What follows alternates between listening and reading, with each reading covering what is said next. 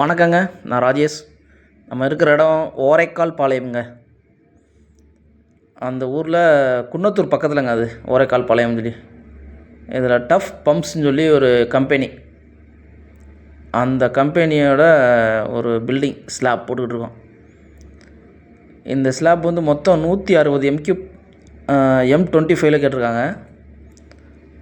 நம்ம வண்டி பூமி இறங்கிட்டு இருக்கோம். ஒரு 3ஆவது வண்டி இறங்கிட்டு இருக்கு. 4ஆவது வண்டி வெயிட்டிங்கில் இருக்குங்க. 10 M3. இப்போ இறங்குறது 8 M3. இது அங்கே வெயிட்டிங்கில் நிற்கிறது 10 M3 பண்ணிங்க. இது பண்ணுறது யாருனாங்க, அஸ்வின் கன்ஸ்ட்ரக்ஷன் சொல்லி ஒரு பெரிய construction டீமுங்க.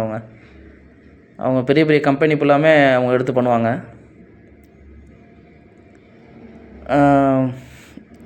ஸ்கியூப் mould, slum cone test இது பண்ணுறாங்க. இந்த ஸ்லம் கோனை பொறுத்தளவு ஸ்லாபுக்கு வந்து 100லேருந்து 125 வரை இருக்கணுங்க. இதில் வந்து இந்த டெஸ்ட் பண்ணுறாங்க பாருங்கள்.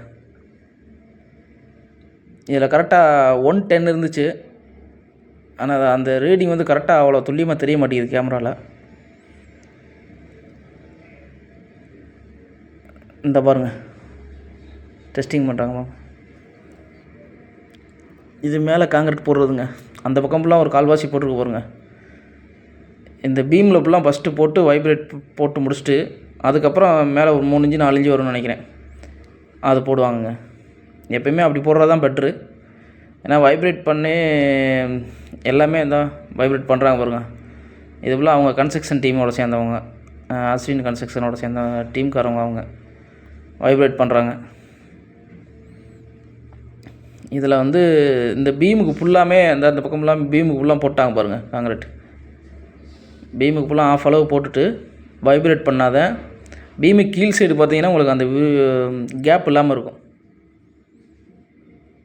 இது ஃபுல்லாக போடணுங்க. இன்னும் இந்த பக்கம் ஃபுல்லாக ஒரு கால்வாசி போட்டிருக்கோம். இன்னும் இந்த பக்கம் ஃபுல்லாக போட்டாச்சுன்னா முடிஞ்சுங்க.